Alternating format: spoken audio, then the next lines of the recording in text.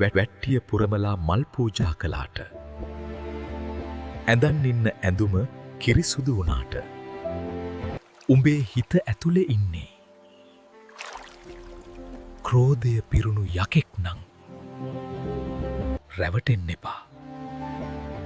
උඹ වඳින්නේ බුදුන්ට නෙවෙයි.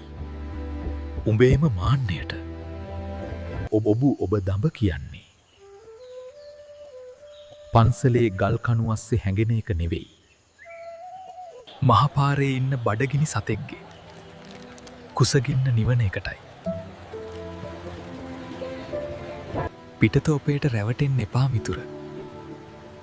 ඇත්ත කවදාවත් හඟ ගන්න බෑ. මොකද බුදුන් වැඩ ඉන්නේ ඔය සීතල ගල් පිළිමවල විතරක් නෙවෙයි. මනුස්සකම පිරුණු උඹේ ඔය උණුසුම් හදවතේමයි.